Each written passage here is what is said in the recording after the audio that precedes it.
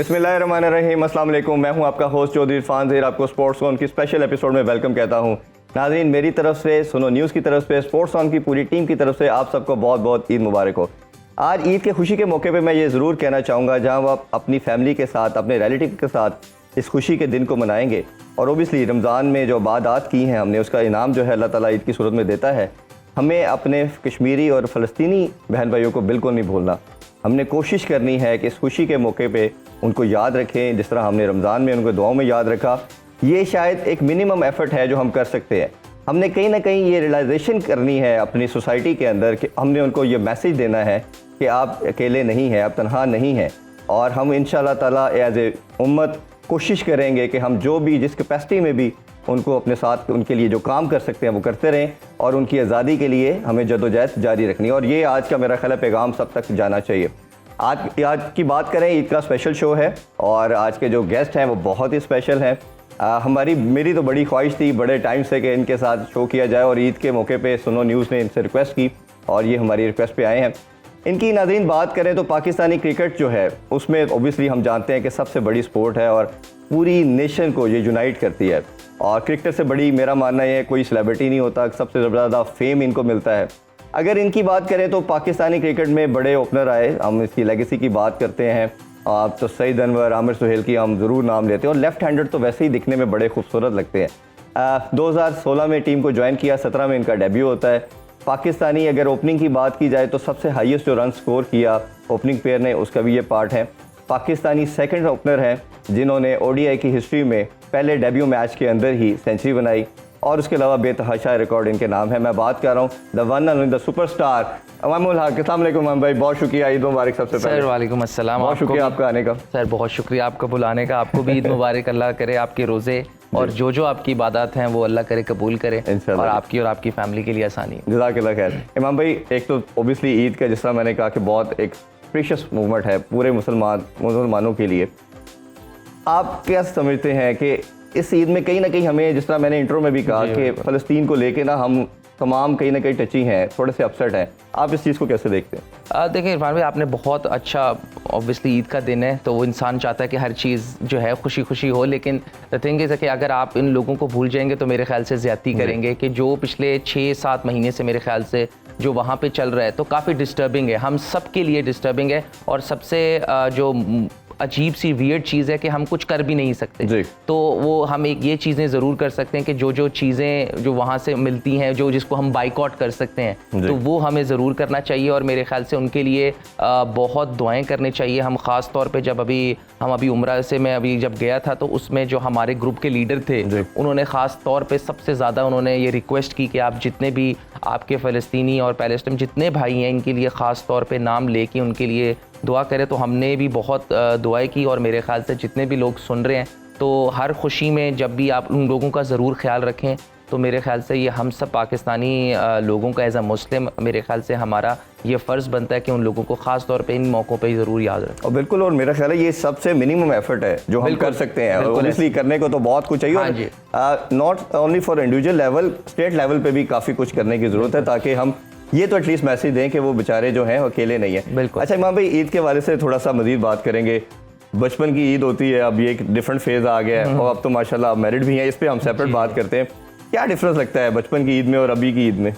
देखिए बचपन की ईद को आप मैच ही नहीं कर सकते। वो एक अलग एक जो एक्साइटमेंट होती है वो आखिरी अशरे से ही, लास्ट 10 डेज से ही शुरू हो जाती है। तो वो वाली ईद, क्योंकि हम पहले जो थे हम लोग ऑब्वियसली आपको पता है मुल्तान में रहते थे तो हमारी जॉइंट फैमिली थी। तो जॉइंट फैमिली में ईद का एक अलग ही मज़ा होता है कि जब सारे कज़न्स होते हैं तो वो तो रात को नींद ही नहीं आना, क्योंकि सुबह ईद की नमाज़ है और ईद की नमाज़ से लेके रात तक वो ईद के 3 दिन वो एक तो पता भी नहीं चलते थे। जब वैसे भी खुशी का मौका होता है तो ज़रा दिन जल्दी जल्दी गुजर जाते हैं। तो वो ईद की वो वाली चीज़ें तो आप मैच नहीं कर सकते। लेकिन अब ये है कि अब बिल्कुल इसका भी एक अलग डिफरेंट है, अब थोड़ी रिस्पॉन्सिबिलिटी हो गई है और जैसे भी आपने कहा शादी हो गई है तो वो एक अलग चीज़ है। मेरी तो पहली ईद है शादी के बाद, तो वो एक अलग फेज़ है, ये एक अलग फेज़ है। दोनों का मैं बिल्कुल कंपैरिजन नहीं कर सकता, लेकिन मैंने दोनों ईद को मेरे ख्याल से ठीक ठाक एंजॉय किया। हमने आपको ईद वाले दिन भाभी से दूध बुला ली है मिलने के लिए, तो उन्होंने माइंड तो नहीं किया इस चीज़ पे? नहीं, अभी तो वापस जाऊंगा तो पता चलेगा लेकिन अभी तक तो मुझे नहीं लगता कि माइंड किया है। लेकिन ये ज़रूर है कि obviously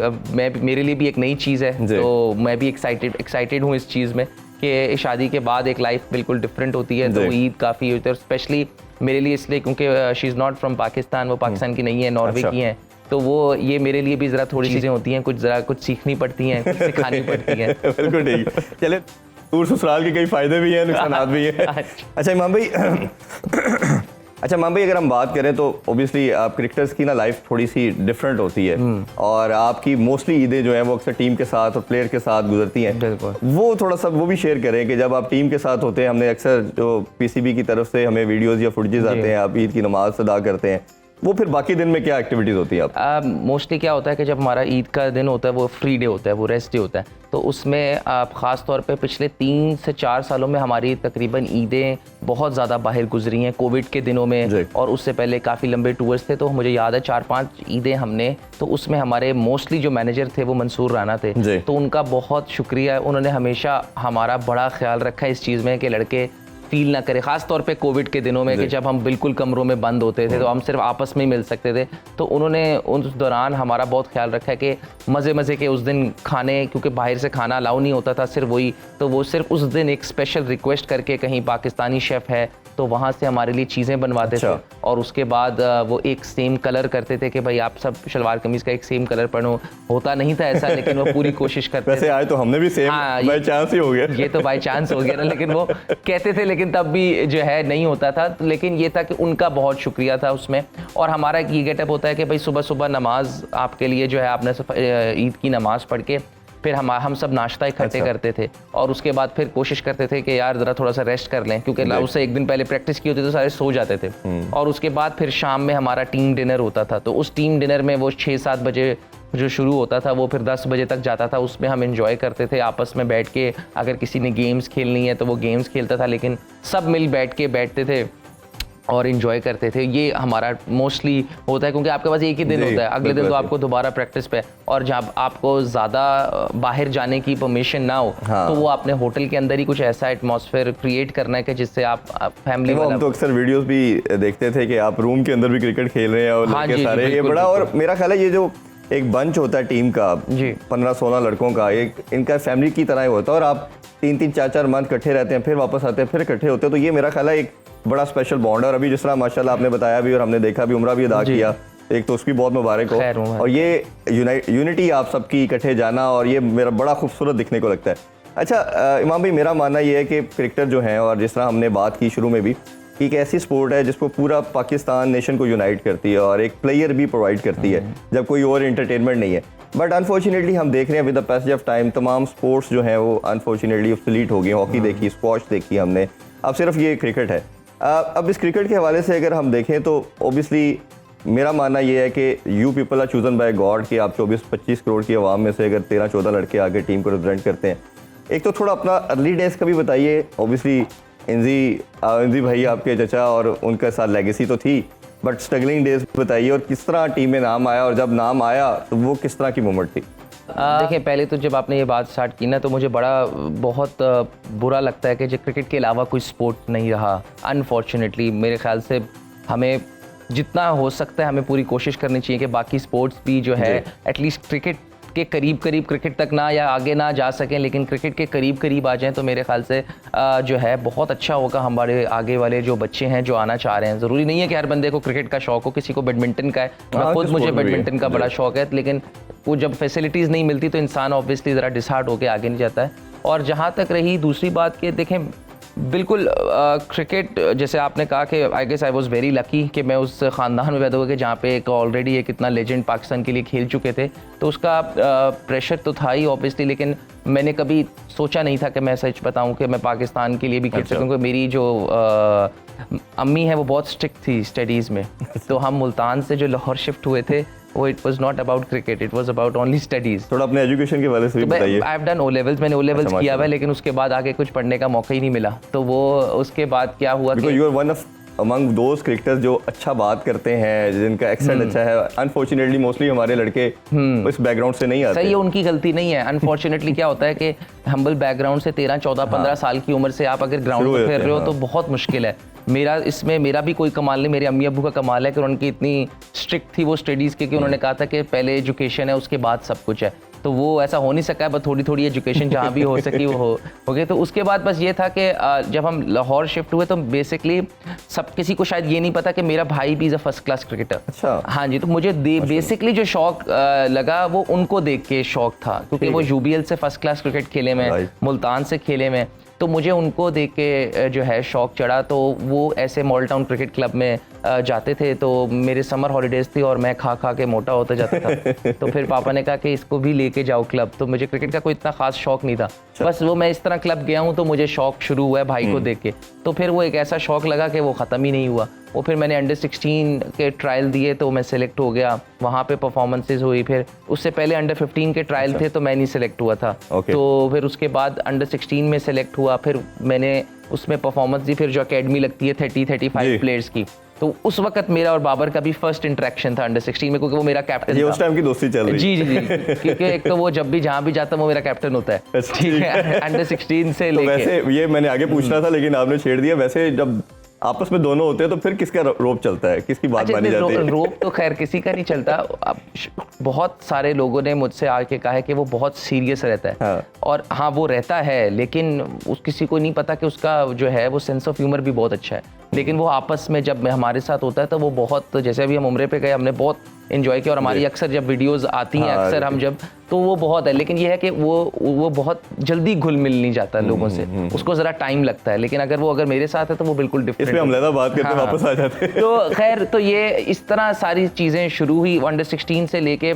Aahista Aahista step by step. फिर अंडर 19 में मैं PIA में शुएब मोहम्मद ने मुझे सिलेक्ट किया था फर्स्ट टाइम, मुझे याद है।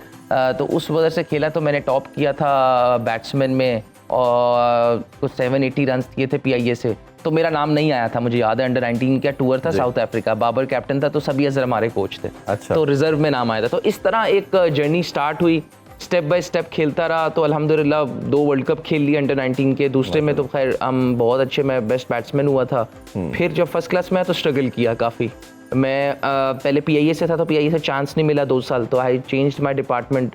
केरल में गया तो केरल में विकेट्स इतने टफ थे कि मेरे से परफॉर्मेंसेस नहीं हुई थी पहले 2 साल। लेकिन उधर से मैंने सीखा बहुत, क्योंकि उधर की विकेट बहुत टफ थे। मुझे ओपन सईद अनवर जूनियर हमारे कैप्टन थे, तो उन्होंने बहुत हाईली रेट करते थे मुझे। वो उसी वक्त कहते थे, हालांकि मेरे से परफॉर्मेंस नहीं होती थी, लेकिन कहते थे कि आप देखना ज़रूर, आप पाकिस्तान खेलोगे, आप में वो एटीट्यूड है और ये वो।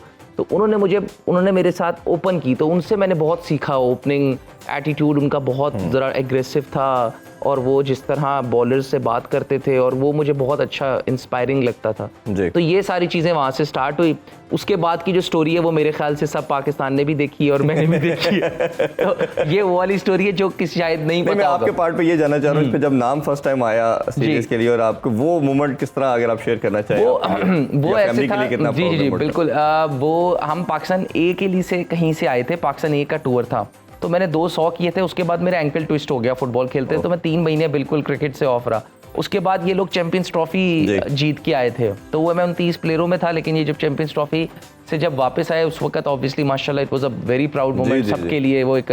तो उस वक्त मेरा इधर परफॉर्मेंसेस बहुत अच्छी चल रही थी, तो इनका कैंप लगा हुआ था। तो मुझे याद है मैं मशीन पे बैटिंग कर रहा था, तो मैंने ग्रांड फ्लावर से बहुत प्रैक्टिस की है जी, बहुत प्रैक्टिस की। उसने मुझे बहुत मेहनत कराई थी, बहुत हार्ड वर्किंग, और वो बहुत हार्ड वर्किंग, उसने मुझे बहुत प्रैक्टिस कराई। तो उसने पहली दफ़ा मिकी को बोला था कि आप इस लड़के को देखो। तो मैंने उसी बाय चांस ये था कि उधर कैंप लगा था, तो अगले दिन मैंने ना उस कैंप में 100 किया था। तो वो मिकी ने मेरी बैटिंग देखी थी, तो मिकी मुझे याद है मेरे पास, मैं बैटिंग कर रहा था इंडोर में, तो वो वहाँ से चल के आया था। तो उसने मुझे कहा था कि मुझे आज तक बात यह कि हमारी नज़रें आप पे हैं, ठीक है, तो आप ऐसी मेहनत करते रहो, तो यू विल सून। अच्छा, आप टीम में नहीं आए थे, तो मैं प्रैक्टिस, क्योंकि मेरा काफ़ी दोस्ती थी ग्रांड फ्लावर से और मिकी आर्थर के पास जाना होता था, तो मैंने इनकी प्रैक्टिस देखता था प्लेयर्स का। ऑब्वियसली हमारा शुरू से एक आप लोगों को देखते थे हम, तो मैंने उनसे पूछा कि पाकिस्तानी बेस्ट प्लेयर कौन है। तब बाबर भी ऑन एंड ऑफ खेल रहा था, स्टार्टिंग कैरियर था इसका। इसने कहा मिकी आर्थर और ग्रांड फ्लावर ने कि बाबर आजम और समी असलम, और तीसरा आप ना उधर साइड पे बैठे थे, तो उन्होंने कहा कि तीसरा लड़का ये है जो इनके बाद पाकिस्तान खेलेगा और ये लंबा खेलेगा, तो मैं इसको इंडोर्स करता हूँ कि कोचेस की नजर आप पे बाकी थी। मैं नहीं, मुझे ग्रांड ने बहुत प्रैक्टिस कराई है। मेरी आज तक इस रिलेशनशिप को इतना टाइम हो गया कि आज तक वो उधर काउंटी में जो कोच है, हेड कोच है, मेरी आज तक उससे बात होती है और वो he is a very nice guy. उसने बहुत, मैं तो इस तरह वो मुझे जब पहली दफ़ा कहा उसने, तो मैंने कहा कि हाँ, क्योंकि मुझे था कि मैं आ सकता हूँ क्योंकि मेरी परफॉर्मेंसेस थी। तो लेकिन मुझे फ़ौरन नहीं पता कि अगली सीरीज़ में ही, क्योंकि श्रीलंका की चैंपियंस ट्रॉफी की जब आप चैंपियंस ट्रॉफी खेलते हो तो अगर बेसिकली सेम टीम जाती है, मगर उस वक्त था कि अज्जू भाई का जो था नी का प्रॉब्लम चल रहा था, तो इस तरह मुझे चांस मिला और मैंने बिल्कुल नहीं सोचा था कि मुझे पहली सीरीज़ में ही चांस मिलेगा, क्योंकि अहमद भाई और उनके वो रेगुलर ओपनर थे फ़खर अभी चैंपियंस ट्रॉफी से, तो वो 2 से 3 मैचेस में अहमद से परफॉर्मेंसेस नहीं हुई। तो मुझे याद है मैं रात में सो रहा था, मुझे किसी ने नहीं बताया था, मुझे सुबह 8-9 बजे मिकी का मैसेज आता है कि यू आर प्लेइंग। उसके बाद की स्टोरी मुझे खुद नहीं पता, क्योंकि मैं इतना, उसके बाद जो हुआ नेचुरल हुआ वो मैं बता नहीं सकता, क्योंकि बहुत ही मुश्किल चीज़ें थी और बहुत मेरे लिए अजीबो गरीब था, क्योंकि मुझे नहीं समझ आ रही थी। मैं 1-1.5 घंटा शावर के अंदर खड़ा था, यार अब क्या होगा, कैसे होगा, क्योंकि आप मेरा ख्याल है जो आप बचपन से ड्रीम कर रहे होते हैं, जब आप अपने लेजेंड्स को, बड़ों को देखते हैं टीवी पे और फिर आपको मौका मिलता है उनके साथ खेलने का, बिल्कुल ड्रेसिंग रूम शेयर करने का, जिससे बड़ी कोई प्राउड मोमेंट आपके लिए, फैमिली के लिए हो नहीं सकती। बिल्कुल। अच्छा, क्रिकेट पे दोबारा आते हैं, इससे पहले मैं जानना चाहूंगा ईद के मौके पे स्पेशल क्या खाने में क्या पसंद है? ईद के मौके पे सर खाना का ज़्यादा मैं कहूँगा, मैं डिजर्ट पे कहता हूँ कि नहीं जाए तो वो और लंबी कहानी हो जाती है। फिटनेस कॉन्शियस कोशिश तो सर पूरी होती है कि सर क्यों ना, क्योंकि वैसे ही आप आजकल हमारे हर 2-3 महीने बाद स्किन फोल्ड्स और सारी चीज़ें होती हैं, तो कोशिश करते हैं कि एक 8 दिन बाद एक हमारा चीट मील होता है, तो मैं 8 दिन के बाद 7 दिन के बाद पूरा एक मील ले लेता हूँ कि यार, वर उसके बाद उसके अलावा स्ट्रिक्ट मील की कोशिश करते हैं कि ना ही खाएं, तो वो फिर वरना ट्रेनर भी जो है पकड़ लेता है फ़ौरन। ईद का स्पेशल शो जारी है जी, अभी एक छोटा सा ब्रेक लेते हैं। मामू लक हमारे साथ हैं, stay with us. Welcome back in sports on, और हम ईद के मौके पे मामू लक से मज़ीद डिस्कशन करते हैं। अच्छा, अब ओबियसली कैरियर की आगे बात करेंगे और आपका कैरियर जो डेब्यू 2017 में हुआ, मेरा मानना ये कि प्लेयर तो कई होते हैं, टैलेंट भी कई प्लेयर में होता है, कईयों में बहुत ज़्यादा होता है, बट जो लंबा खेलते हैं वो मेंटली बड़े स्ट्रॉन्ग होते हैं लड़के, वो चाहे बैटर है या बॉलर है। आपकी जो मेंटल टफनेस की अगर मैं बात करूँ, जितना मेरा ख्याल है प्रेशर आपने बेयर किया, शायद ही पाकिस्तानी किसी क्रिकेटर को, देखो उसकी 2 रीज़न थी। एक तो इंद्री भाई रीज़न बने कि वो चीफ सेलेक्टर थे और उसका प्रेशर आप पे आता था, हमने शुरू में ये भी देखा कि ग्राउंड में आवाज़ें भी लगी बड़ी ज़्यादा। दूसरा प्रेशर आपके ऊपर बाबर का आया, वो अब आपकी गलती तो नहीं थी कि वो आपके चचा हैं, अल्लाह ने बनाए, बाबर आपका बेस्ट फ्रेंड थे तो ये भी अल्लाह ने बनाया, तो वो दोनों तरफ से प्रेशर अभी तक आप पे। अगर आपने 9 इनिंग्स अच्छी खेली, 1 बुरी गई, तो वो प्रेशर अभी भी आ जाता है। इसको कैसे कोप अप किया आपने? अब तो खैर काफ़ी हद तक आपने साइड पे कर दिया, बट स्टिल कहीं ना कहीं इनिशियल डेज में तो बहुत ज़्यादा था, तो उसको कैसे आपने उस टाइम, क्या सोचते थे, क्या मेंटोरिंग की, खुद किया, किसी ने समझाया और उससे निकले बाहर आप? आपको पता ही है कि ये सवाल एक मेरी लाइफ का एक सबसे नॉर्मल और रिपीटेबल वाला क्वेश्चन है, बट मैंने हमेशा इस क्वेश्चन का जवाब यही दिया कि सच बताऊं, मुझे खुद नहीं पता कि मैंने कैसे कोप अप किया। अच्छा, चीज़ें मेरे लिए बहुत मुश्किल थी और वो मैं कैसे निकला मुझे नहीं पता, तो इसीलिए जब आज आज़म या इवन समटाइम खुशदिल को जब ये आवाज़ निकलती है, इवन शान को निकलती है, तो मुझे बहुत फील होता है, क्योंकि मुझे ये पता है कि मैं खुद नहीं निकला। जो कि मैं आपको इधर बैठ के कहूँ ना कि इरफान भाई मैंने ये किया था तो मैं निकल गया, ऐसा कुछ भी नहीं। I will be very very brutally honest कि मुझे खुद नहीं पता मैं कैसे निकल गया। वो अल्लाह ने थोड़ी आसानी कर दी और बस शायद मेरी किस्मत में ऐसा लिखा होना था, तो वो हाँ जी, परफॉर्मेंसेज हो गई। सबसे बड़ी मैटर ये करता है कि परफॉर्मेंसेज, लेकिन मैं मेंटली बहुत बहुत बहुत तंग हुआ था, क्योंकि आप परफॉर्मेंसेस करते भी थे ना, तो आपको अंदर लगता था कि यार अभी अगले मैच में नहीं होगा तो बैक टू जीरो। तो वो ये चीज़ का सबसे इम्पोर्टेंट जो मेरे लिए था ना, आपकी कंपनी क्या है, आप क्या सोचते हो, जो मुझे थोड़ा बहुत लगा। मेरे आज मुझे खेलते हुए 7-8 साल हो गए अल्हम्दुलिल्लाह, मेरे कोई दोस्त नहीं है, तो मुझे उसका भी बहुत फ़ायदा है कि आपके ना बुरे दोस्तों से अच्छा कि आपका दोस्त ना हो। तो मेरे ना लाहौर में अगर मैं रह रहा हूँ तो मेरा इतने कोई दोस्त नहीं जिनसे मैं मिलता हूँ सिवाय एक बाबर के। अच्छा, ठीक है, उसके घर आना है और उसके घर जाना है, बस यही एक रूटीन है। उनके भी मेरे ख्याल आप ही। हाँ जी, तो वो ये ऐसे था कि इसका फ़ायदा मुझे इस सेंस में हुआ कि उसमें ये हुआ। और एक और दोस्त है अली, ठीक है, वो मेरे घर पे आना जाना है, वो क्रिकेट का उनका कोई लेना देना नहीं है। ठीक है, तो ये 2 दोस्त हैं कि जिनका मेरे से ताल्लुक है।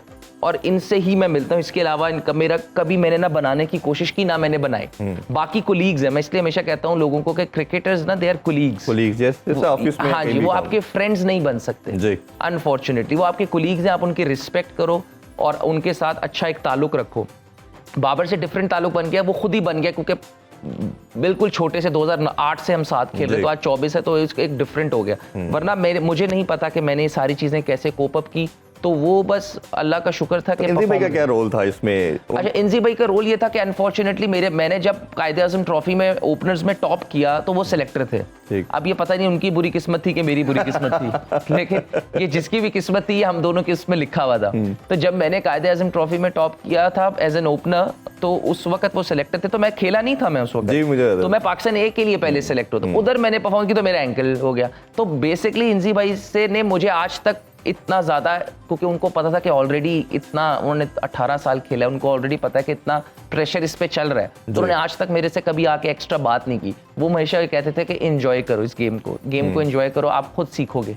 हाँ, अगर कभी कोई बहुत ज़्यादा लगता था कि मैं क्रिकेट फील्ड में कोई अगर ब्लेंडर कर रहा हूँ कि कुछ ऐसी चीज़ कर दी है, तो वो आके कहते थे कि कोशिश किया करो, ये ना किया करो। वरना आज तक उन्होंने मुझे कभी इतना कुछ क्रिकेट के बारे में इतना बोला नहीं, अनटिल अनलेस मैं खुद ना जाऊँ, क्योंकि वो इस चीज़ को समझते हैं कि वो समझते हैं कि जी ये खुद सीखे तो ज़्यादा बेहतर है, और ज़्यादा प्रेशराइज मेरे नाम का इतना बड़ा नाम आपके पीछे लगा हुआ हो ना, तो वो आप उसी में रह जाते। हमेशा बताते हैं कि मैंने कभी इवन आपका भी और बाकी प्लेयर्स को कभी बाकी प्लेयर्स जब वो सिलेक्टर भी थे, उन्होंने मैंने आज तक नहीं देखा कि वो किसी प्लेयर के पास गए हों। इवन वो बहुत सारे टूर्स पे आते थे, जब वो थे ना साउथ अफ्रीका में आए, वर्ल्ड कप में इंग्लैंड में आए, जिम्बाब्वे, बहुत सारे टूर्स पे वो तो चेयरमैन की बड़ी आदत होती है कि वो जाके लेक्चर देते वो बहुत ज्यादा आते थे, और वो मुझे अक्सर जब भी आते थे वो अंपायर ऐसे खड़े हो जाते थे बस। और कभी भी आज तक मैंने नहीं देखा वो, हाँ एंजॉय बहुत करते थे शुएब भाई के, शुएब मलिक जब थे उस वक्त, शुएब मलिक के साथ, क्योंकि उनके वो उस वक्त वो पुराने थे जब शुएब भाई टीम में थे उस वक्त, तो उनके साथ एंजॉय करते थे। अजहर महमूद हमारे बॉलिंग कोच थे उस वक्त, तो उनके साथ हंसते रहते थे। मैंने आज तक नहीं देखा कि वो इस तरह किसी प्लेयर को उन्होंने बोला। अच्छा, ये अक्सर मेरी प्लेयर से बात होती है, वो कहते हैं जी हमारी जो टीम की जो महफिल की जान है इमामुल हक है। ये क्या बात सच है कि कोई भी मीटिंग या गेट टुगेदर कंप्लीट नहीं होता जब तक आप ना हो?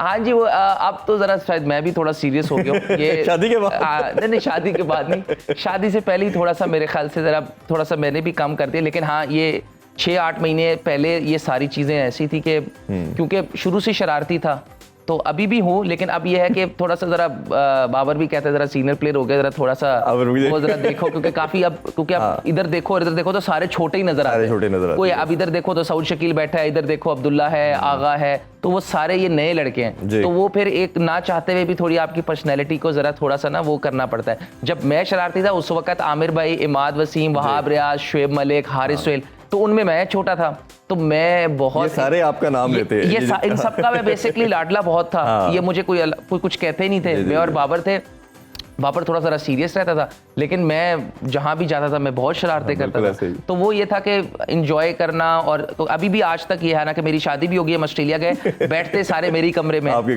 कमरे में बैठते हैं, खाना, मेरी रिपोर्ट बिल्कुल ठीक थी। हाँ जी खाना मेरे कमरे में, मुझे शौक है ये कि मेरे कमरे में बैठे हैं। सैफी भाई से बहुत प्यारा ताल्लुक है, सैफी भाई ने हमेशा बहुत ख्याल रखा है, चाहे वो कैप्टन में हो, और वो हमेशा आपको बड़ा प्रेज करते हैं। नहीं, वो उनका है कि उन्होंने जब वो कैप्टन थे, तो आप देखें उनके जो साथ वाले प्लेयर्स थे, कुछ 7-8, वो अभी तक हम खेल रहे हैं। उसका बहुत एलिमेंट है कि उसका और इंजी चाचू और मिकी, ये तीनों का जो ये ट्रायो था ना, इन्होंने बहुत सपोर्ट किया उन प्लेयर्स को, कि अभी तक हमें उसका फायदा हो रहा है कि उन्होंने कुछ नहीं कहा। सैफी भाई जो डांटते थे वो सिर्फ फील्डिंग पे ही डांटते थे, और वो भी उधर ग्राउंड में। ये अक्सर में बहुत कम लोग उनको पर्सनली जानते हैं, तो जो जानते नहीं ना असल में, अक्सर मैं देखता हूँ कि जी वो ग्राउंड में ऐसे कह देते हैं, ग्राउंड में ऐसे, बेसिकली वो ग्राउंड में आज तक उन्होंने मुझे कुछ नहीं कहा, उन्होंने फील्डिंग पे डांटा, जो उनका काम है। हर किसी का अलग अलग एटीट्यूड होता है, लेकिन जब भी वो ऑफ द फील्ड होते हैं, वो आप कभी भी ऐसा नहीं फील करवाते कि मैं कैप्टन हूँ। उन्होंने हमेशा एक छोटे भाई की तरह, और इतना मजाक हमारे से करते थे,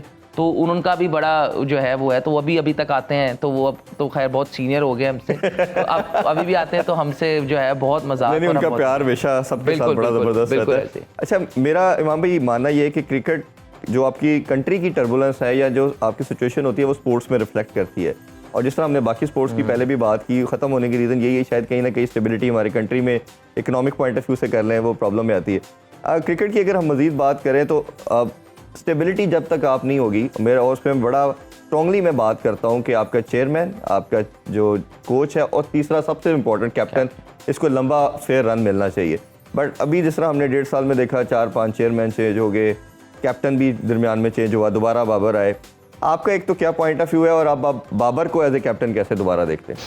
देखें, आपने जो बात स्टार्ट की ना कि जो ऊपर की चीज़ें चल रही होती है ना, वो ऑटोमेटिकली पूरे सिस्टम में लेके आती हैं। तो ऐसा नहीं है कि वो हमें हर्ट नहीं किया। पिछले 6-8 महीने में जो हमारे चेयरमैन, चाहे वो चेंज हुए, चाहे वो टीम पे वो सारा ना प्लेयर्स पे रिफ्लेक्ट हुआ।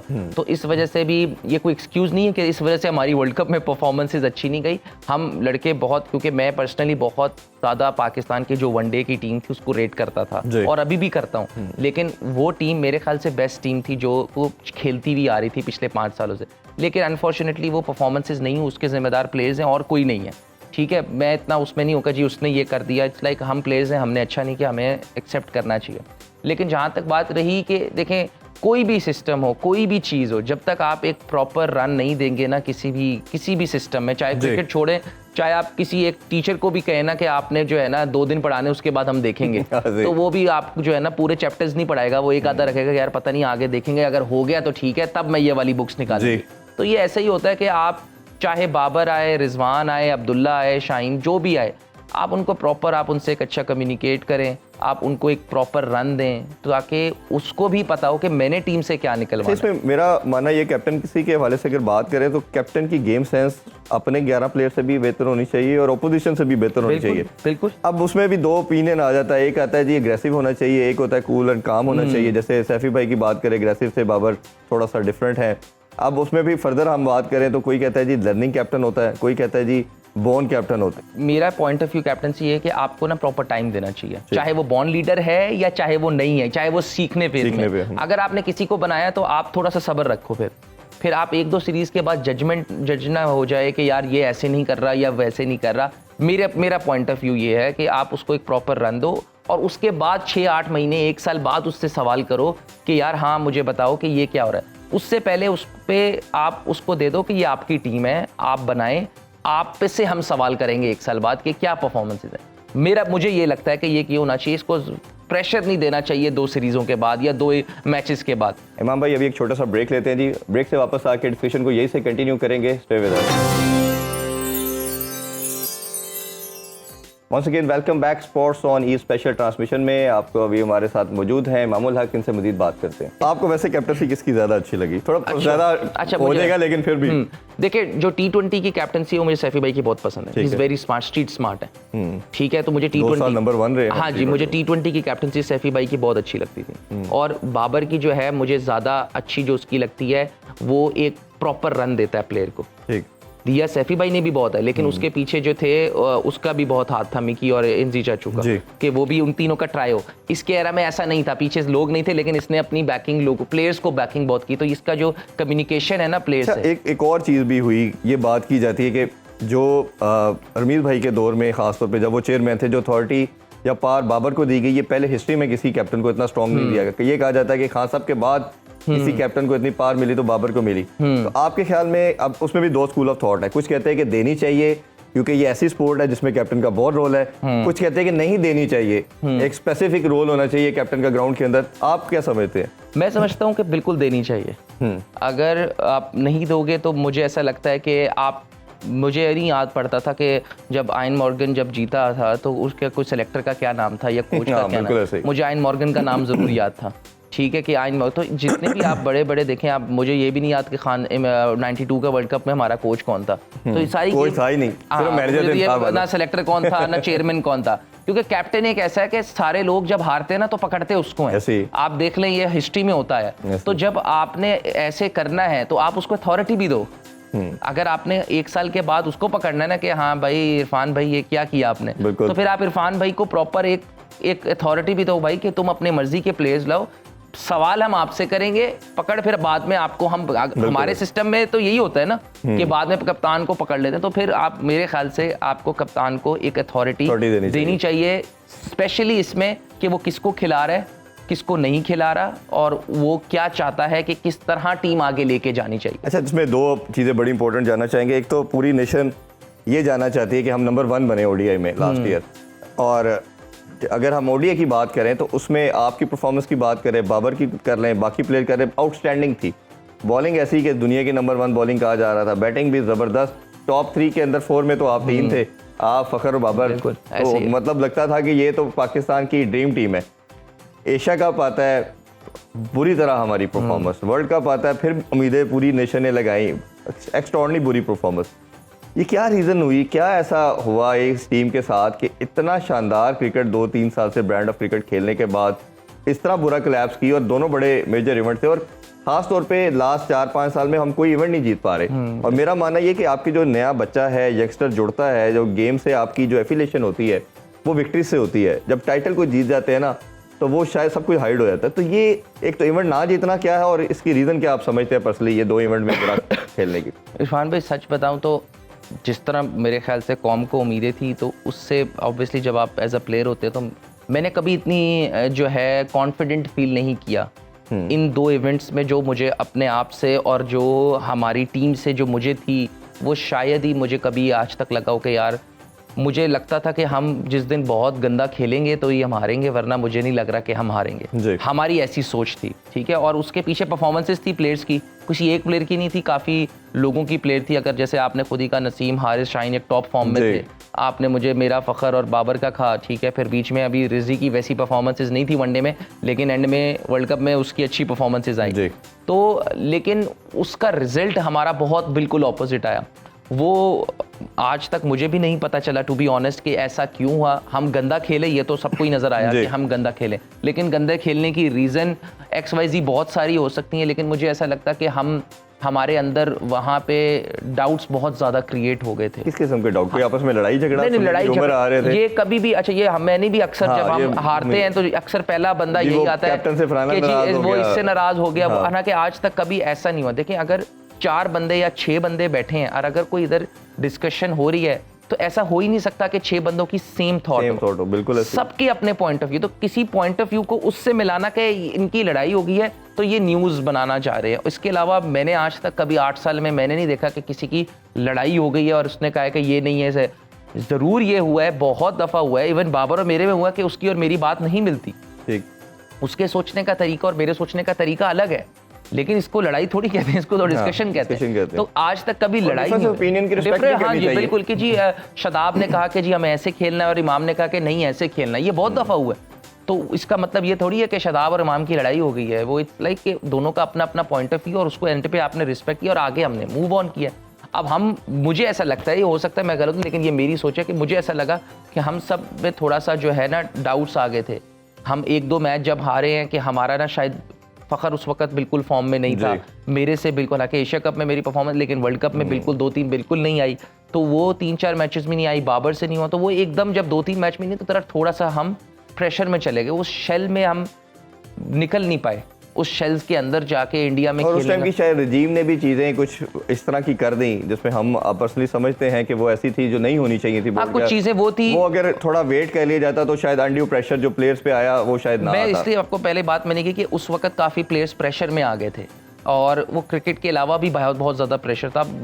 अब यह है ईद के मौके पर मैं इतना ज़्यादा उस बात की डिटेल में नहीं जाऊँगा कि वहाँ पर क्या हुआ। मेरे ख्याल से सबको पता है कि क्या हो रहा था, ऐसा नहीं है कोई बच्चा है, सबको पता है, होना नहीं चाहिए। नहीं मतलब आप एक टीम, आपके लड़के हैं वो वर्ल्ड कप में हैं, अगर कोई ऐसी चीज़ है तो उनको लेट देम कम बैक और फिर उसके बाद आप डिस्कशन करें। देखिए होना तो ऐसे ही चाहिए और होना भी चाहिए ऐसे कि अगर कोई भी जगह आप ही की टीम है तो पाकिस्तान की टीम अच्छा खेले या बुरा, वैसा तो नहीं अगर हम बुरा खेलेंगे तो हमें वापस नहीं आएंगे। बिल्कुल ऐसे ही। और आपने ये अपने घर की जैसे होता है ना जी, मसले मसाइल आप बैठ के करते हैं ना कि मीडिया पे या दुनिया को वापस आते हैं, उसके बाद आपने जो डिसीजन जी करने हैं तब तक आप बेशक अगर आखिरी मैच भी वहाँ पे खेल रहे हैं तो आप आपको हम तो यही चाहेंगे ना कि बहुत सपोर्ट मिलेगी। ये सब एग्री करते हैं कि ये सब चीजें मिस हैंडल की गई। अच्छा, लास्टली आपके कैरियर के हवाले से भी मैं जरूर बात करना चाहूंगा। आपका डेब्यू 2017 में हुआ, ओडीआई में माशाल्लाह 50 के करीब की एवरेज है, बड़ी शानदार परफॉर्मेंस। दूसरे प्लेयर मैंने इंट्रो में भी बोला जिसने डेब्यू पे सेंचुरी की, बड़ी ज़बरदस्त किस्म की आपकी परफॉर्मेंस है। टेस्ट की अगर थोड़ी बात करें तो मेरा अपना मानना यह है कि आप टेस्ट के शायद one of the best Babar की तरह प्लेयर बन सकते हैं, बट अभी वो चीज़ नहीं आई, वो नियर 40 आपकी एवरेज है। एक तो दोनों का बताइए और तीसरा साथ वो भी ले लें T20 का भी कि आपने डेब्यू 2019 में T20 का भी किया, अच्छी परफॉर्मेंस दी। और मेरा मानना ये है कि अगर किसी बैटर के पास बड़ी शॉट्स हैं तो वो सारे फॉर्मेट खेल सकते हैं और आपने 4-5 साल कंसेक्टिव PSL के सीजन भी खेले।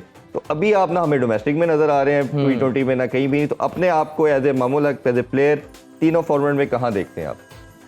देखें, उसके लिए सबसे पहले बहुत ज़रूरी है कि आप अपने बारे में क्या सोचते हैं।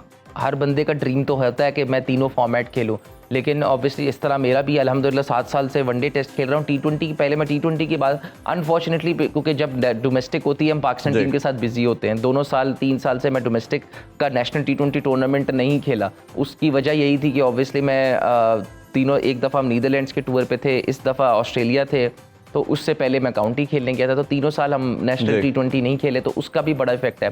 और दूसरी बात यही कि जैसे आपने वनडे की बात की, मैं अभी वनडे की परफॉर्मेंसेस भी खुश नहीं हूँ, क्योंकि मेरा मानना ये है कि अगर मेरी 50 की एवरेज थी तो वर्ल्ड कप में परफॉर्मेंसेस जो नहीं हुई, तो उसका मुझे दुख है, क्योंकि मैंने हमेशा हालांकि मैं रैंकिंग में काफ़ी अभी भी हूँ, लेकिन मैंने कभी भी रैंकिंग्स को तब माना है कि अगर मैं रैंकिंग में सच बताएं तब खुश हुआ जब हमारी टीम नंबर 1 बनी, कि मैंने कहा चलो मेरी रैंकिंग का फायदा हुआ कि कहीं ना कहीं हम पाकिस्तान टीम नंबर 1 बनी।